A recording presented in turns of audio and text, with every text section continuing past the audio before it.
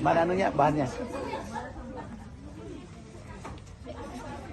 Sekarang hari ini judulnya apa? Oh, healing.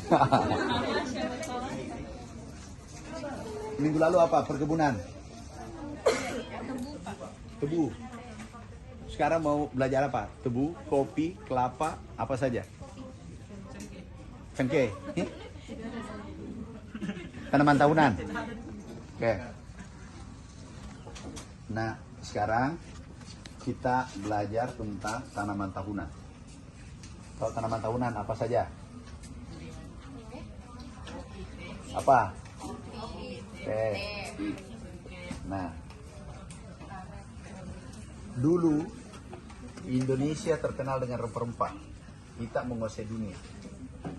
Spanyol datang ke Indonesia karena rempah-rempah.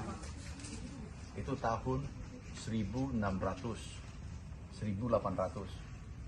Itu ada di Maluku, Ambon, dan seterusnya. Kemudian termasuk Sulawesi, rempah-rempah